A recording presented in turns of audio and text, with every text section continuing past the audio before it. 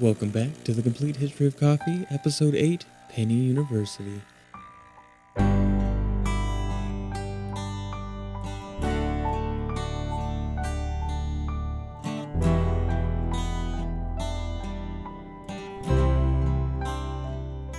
If you have not already, please consider supporting the show by becoming a Patreon member. For the price of a latte a month, you can help keep the show going while receiving exclusive content, members-only episodes, and drawings for special prizes for this and all of our future series within the Complete History podcast series.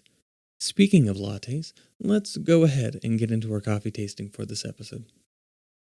Today I'm drinking a latte, which is technically an Italian drink, but I wanted to go ahead and do it today because we didn't get to do it on our Italian episodes, and I wanted to try this before we shifted out of Europe and go westward.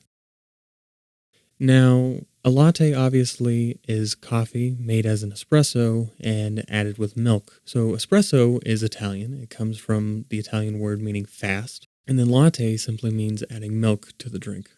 So this latte was made with regular milk, and I used a blonde espresso roast. I'll start by smelling it. So it definitely smells very sweet. There's a subtle roasty flavor to it. I'm also getting a little bit of the chocolate nutty notes. I did smell the espresso before I mixed it in with the milk. It's definitely probably a Latin American-based coffee because of that chocolate nutty. Probably getting a little bit of the soft sweet notes because it's a blonde roast. Let me try tasting it.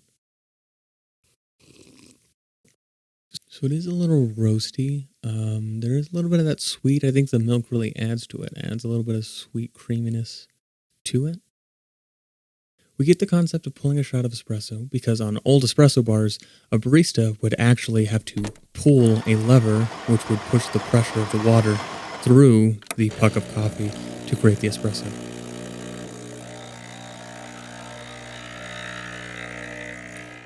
While this is the 10th podcast in the series, we are technically only on episode 8 of our coffee history story.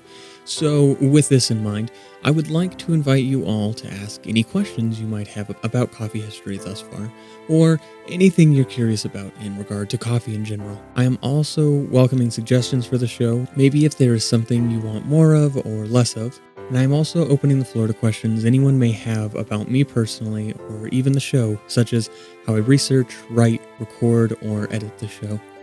Episode 10 will be a recap of everything we have covered so far in the show, so if anything feels hazy by then, or if something was altogether forgotten, no worries, we will have a nice little recap. Once upon a time, there was a woman in the Highlands of Scotland. She had long white hair and was said to wander the forest wearing all green.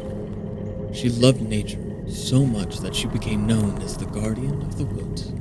One day she was enchanted by the Fae and turned into a supernatural being. Her cry was not of this world, sounding like that of a banshee. While few have seen her and lived to tell the tale, she is said to be either an old crone or a shadow.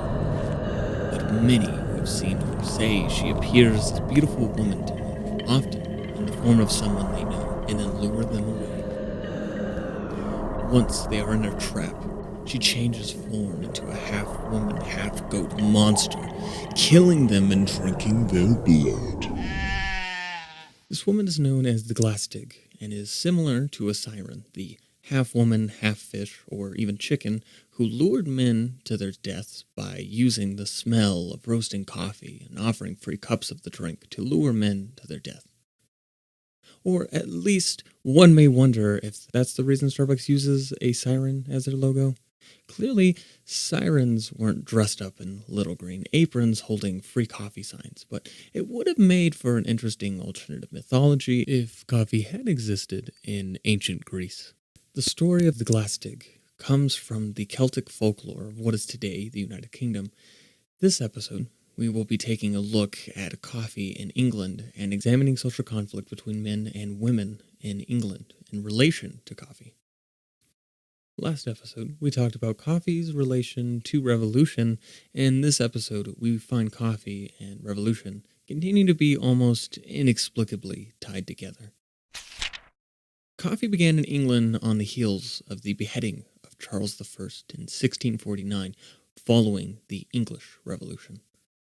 The first Englishman to mention coffee was in 1600, when the clergyman William Biddulph wrote of the Turks, stating their, quote, most common drink is kaffa, was a black kind of drink, made of a pulse like peas, called koya, which being ground in the mill and boiled in water, they drink it as hot as they can suffer it, end quote. A decade later, George Sandys described coffee as, quote, black as soot and tasting not much unlike it, end quote. This clearly shows our natural aversion to coffee due to its bitter taste. So why did England grow to love coffee? Many felt it was not part of English culture like wine and beer were, so why drink it? In 1650, Henry Blount made a statement on the question of our natural aversion to coffee and tobacco, noting they, quote, universally take with mankind, and yet have not the advantage of any pleasing taste wherewith to tempt and debauch our palate, as wine and other such promiscuous things have. For at the first tobacco is most horrid, and coffee insipid, end quote. So, like tobacco, coffee is an acquired taste, much like alcohol or even marijuana. One could ask an alcoholic or a stoner why they enjoy something which may be distasteful to many others. And they may argue they enjoy the taste, the act of consuming it, or the mind-altering effects of it. Coffee, too, is often enjoyed for its acquired taste, has mind-altering effects, and gives people a caffeine buzz. And many love consuming it as part of coffee culture. I argue further than people may also get addicted to coffee like any other drug, or they may feel pressured to do it as coffee culture is so prominent in our modern society. These factors had existed in the Islamic world, would extend into Europe, and still persist in our modern society. Many of the English viewed coffee as an Islamic drink, arguing it was from an anti-Christian and inherently tyrannical group. We see this from writers of the time, which argue tyranny is in their nature, and we see it from multiple crusades in centuries prior, which were stated, in theory at least, to have been to push back Muslims in order to protect Christendom. Further, England at this time, in the 17th century, wished to not waste money on non-essential foreign goods. We also see Englishmen distrusting exotic herbs, medicines, and foods, arguing for British products instead. So why did it take off? One possibility is a wage increase and import tax decrease, which occurred in England's late 17th century. This allowed lower and middle-class individuals to be able to now afford coffee. Another explanation may be a desire to purchase medical goods at a cheaper rate than those coming from Asia. This does contradict the English desire to not purchase foreign luxury items, but it does act as a potential explanation for other parts of Europe. Yet another explanation may be a result of socioeconomic pressures. There is a constant desire by people in the lower class of society to want the things that the upper class has, much like the desire for fame and interest in celebrities today. The upper class, too, was experiencing a social pressure to consume coffee, as it was an exotic acquired taste. So while the upper class was attempting to fit in with their peers and take part in this new coffee culture, the lower class likely developed a desire to obtain this new exotic drink of the wealthy. So which answer is correct? We may not know, however, it is likely a combination of factors that led to the rise of coffee's demand. Something else to take into consideration is the time frame in which coffee began to spread across Europe. Coffee first made a splash in Europe during the Renaissance, and coffeehouse culture would arrive in time for the Enlightenment. This period of time in Europe saw a desire for knowledge, including interest in foreign culture. It is possible if coffee would have come before this time to Europe, say during the late medieval period, it may not have piqued such an interest in the European elite. In England, coffee shifted from a drink with dangerous properties, as described by Francis Bacon in 1623, to a drink with medical properties. In 1650, the work Theatrum Botanicum mentioned the first botanical description of coffee in England. England's coffeehouse culture would become one of world renown. Most coffee in England was, at least initially, introduced by immigrants from Turkey. The first person in recorded British history to consume coffee in the country was Nathaniel Canopius, a Greek student at Oxford in May of 1637. Greece at this time, mind you, was under Ottoman control. Supposedly in 1650, a Jewish man from Lebanon named Jacob opened England's first coffee house, the Grand Café in Oxford. This may have been the case, although some suspect he simply worked as a server at the shop instead. The Grand Café was previously the site of a coaching inn, the Angel, in 1510, so called after the Angel Meadow next to it. Anthony Wood mentions a coffee house stating, quote, "This year, Jacob the Jew opened a coffee house at the Angel in the parish of St. Peter, in the East Oxon. He sold it in Old Southampton building in Holborn near London, and was living in 1671, end quote. The building became inherited by Frank Cooper, who expanded the shop in 1867, and his wife selling their overstock marmalade, which became Oxford Marmalade. In 1900, Cooper opened his jam shop, and in 1919 it was taken over by the Twinning brothers, becoming a Twinning tea shop. While the Grand Café holds historical uncertainty, the first documented coffee house in all of Europe was opened in London by a man from Turkey named Pasquale Rosé, sometime between 1652 and 54. A decade later, in 1663, there were 82 registered coffee house keepers in London. Rosé's Coffee House began as a stall in St. Michael's Alley after a man, Daniel Edwards, brought Rosé back to England in 1651. Edwards was a coffee importer and brought back Rosé as a servant from Turkey. The story then splits in two, with the men either having a falling out, which led Rosé to open his own shop, or alternatively, Rosé would serve coffee to his master's guest, and this led Edward to help Rosé open his own coffee shop. Merchants from the Royal Exchange would go to St. Michael's Alley, London's center for commercial business, to visit Rosé's coffee house, nicknamed the Turkish Head.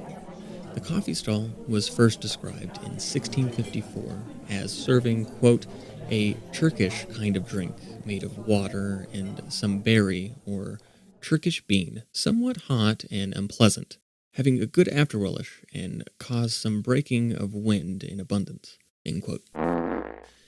Pasquale Rosé even created his own handbill titled The Virtues of the Coffee Drink, and stated things such as, quote, ground to a powder and boiled up with spring water, and about half a pint of it to be drunk, as hot as it possibly can be endured. It will prevent drowsiness and make one fit for business, end quote. Going on to warn, quote, you are not to drink of it after supper, unless you intend to be watchful, for it will hinder sleep for 3 or 4 hours, end quote. Its health benefits are described as seen by people from, quote, Turkey, where this is generally drunk that they are not troubled with the stone, gout, dropsy, or scurvy, and their skin are exceedingly clear and white, end quote. He even created an ad in which he stated coffee would aid digestion, cure coughs, gout, scurvy, headaches, and prevent miscarriages. I personally can attest I drink coffee to help with headaches, but I'm not sure to the validity of it curing scurvy and gout. Further, he said it prevents drowsiness and makes people fit for business. Coffee took off in popularity, similar to ale, as water supplies were often contaminated in England, needing to be either mixed with alcohol or heated to kill the bacteria. During this period of time, beer was the primary drink of England, which caused drowsiness, so coffee was a great alternative for those who wished to promote watchfulness. As a result, tavern keepers felt Rosé was stealing their business but could not take legal action as he was not serving alcohol. So they instead shifted their legal argument as to his lack of citizenship. Rosé solves this by going into business with Christopher Bowman in 1654. Bowman was a member of the Worshipful Company of Grocers, a fraternity established for those running businesses which sold groceries. They moved the business across the street into a shed and turned it into a house-like set of rooms. Some speculate Rosé had to flee the country for some reason around this point, as there is no record of Rosé's involvement in the business past 1658. But Baumann was the sole signer on the new lease, and he continued to operate under Rosé's sign, the Turkish Head, until he passed away in 1662, leaving his widow in charge of the business until the Great Fire of 1666, which destroyed the building. Sir Jobson opened Oxford's Queen's Lane Coffee House in 1654, and it likely became a hotspot for scholars. The new coffee house in Oxford emerged alongside new disciplines in academia, including experimental philosophy and exciting inventions like the reflecting telescope. Great ideas on natural science and math were debated and formed at this coffee house. Many of these scholars were drawn to London, and by 1660, London was the primary place for such academic thought. Looking at the political and intellectual implications of coffee in England, coffee entered England during the end of the Third English Civil War, or right in the middle of the period known by some as the English Revolution.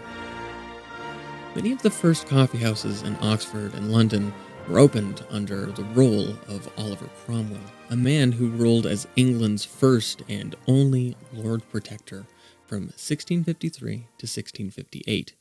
This period of time is known as the Commonwealth era, in which ideas of egalitarianism and anti-monarchic rule prevailed, along with a societal shift towards sobriety. Coffee, then, was the perfect drink. Already being associated with socio-political reforms in the East, it offered fuel for the rising age of enlightenment, not only in England but in all of Europe. Coffee was fair game in regards to its anti-political use, with the English supporters of the monarchy, known as royalists, even meeting in coffee houses to discuss anti-parliamentary ideas. We can see an example of this in which the Earl of Clarendon proposed closing down coffee houses in 1666 to the Privacy Council. Another man, William Coventry, reminded him, quote, "In Cromwell's time, the king's friends had used more liberty of speech in these places than they durst do in any other." End quote. In 1656, an apothecary, Arthur Tilliard, opened the first documented coffee house in Oxford after being, quote, encouraged to do so by some royalist now living in Oxon, and by others who esteemed themselves either virtuosi or wits, end quote. British coffee houses were set up as egalitarian places for people to socialize as equals, having long tables for everyone to sit at without any sort of hierarchy. Coffee was brewed over a fire, being poured into pots for servers to take to customers, similar to restaurants today. The coffee was given to customers in bowls, known as dishes. A dish of coffee cost 1 penny, and so coffee houses became known as penny universities. Many of the men who frequented these penny universities were virtuosi. Tilliard's coffee shop hosted the likes of Sir Isaac Newton and Edmund Halley, two men well known for their contributions in science, and Hans Sloane, whose personal collection was the foundation for the British Museum. The importance of the coffee house is part of the reason it took so long for the beverage to become a household item. In 1700, coffee houses were massively popular in London, with over 2,000 coffee shops in London alone occupying more space and paying more rent than any other business type in the city. These penny universities were where people went to talk with their tablemates, even if they had never met them before. Each coffee house catering to specific people such as actors, physicians, Protestants, Jews, Whigs, and a number of other social groups. No alcohol was served in coffee houses, as it was not permitted as to not inhibit men's wits. It was out of a coffee house that Lloyd's of London Insurance Company began, the Bankers' Clearing House, and newspapers like the Tatler and the Spectre.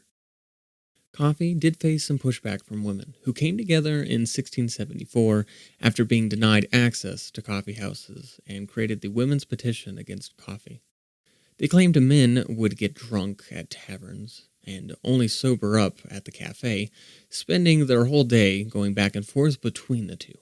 Further, they disagreed with French physicians who claimed coffee made a man impotent and instead stated it had the opposite effect. There was a second petition made 26 years later called City Wife's Petition Against Coffee, which more or less paralleled the issues described in the first petition. Both petitions stated only men over the age of 60 should be allowed to drink coffee, since they are what we consider today to be retired, and therefore able to sit around and drink coffee and alcohol all day. Further, some women believed coffee bewitched men, similar to our Glastig or a siren. In any case, the only women allowed in coffee shops were servers or prostitutes. As a result, tea became the more socially acceptable drink for women. This trend was set by certain women in the aristocracy, such as Catherine of Braganza, who introduced it to the English royal court when she came over from Portugal and married King Charles II in 1662. Charles then continued the oppression of coffee, likely due to political conversations from coffee shops, but perhaps on some level due to his wife's preference of tea. In any case, on December 29th, 1675, he banned coffee in a proclamation for the suppression of coffeehouses. The ban was set to begin on January 10th of 1676, but 2 days before it could take effect, the king was forced to cancel the proclamation after facing a near revolution over coffee. The public prepared to overthrow him because of his coffee ban. To appease the people, Charles II allowed coffeehouses to stay open for another 6 months if they paid a hefty fine and swore allegiance to him. This was ignored by most coffee shops, however, and they continued normal operations with men continuing their intellectual as well as political conversations. Queen Catherine's effects were still felt after this point, as later Stuart monarchs, Mary II and Anne, would continue this trend of female tea drinking under both of their respective reigns. English society shifted gradually towards tea, and by 1730, most of the coffee houses had changed into private men's clubs. This was due in part to the British East Indian Trading Company growing tea at a lower rate and coffee being harder and more expensive to make. While coffee declined in England, it would soon gain popularity in a new rising power. Coffee came during England's revolution following Charles I, nearly sparked a second revolution under Charles II, and under George III would fuel a revolution across the Atlantic in one of England's colonies. I speak, of course, of the coming revolution in America. Next episode, we will take a look at coffee in various parts of the world during European colonialism. The show is written and produced by me, Era Zafran. If you have not already, please consider supporting this podcast series on Patreon. For the price of a latte a month, you can support this and future projects in this series. In this episode, we will be giving away a free Complete History of Coffee Penny University t-shirt to one of our Patreon supporters. And if you're interested in purchasing one of these t-shirts, then feel free to message us on social media or emailing us at the Complete History Podcast series. And don't forget to subscribe on whatever platform you're listening to this podcast on. And if you could take the time to please leave a review or a like, that would really go a long way for this show. Make sure to share this podcast with your family, friends, coworkers, and maybe someone you run into at a coffee shop. To close, here's a quote describing coffee houses in this period. Quote, "So great a university, I think there ne'er was any, in which you may a scholar be, by spending a penny."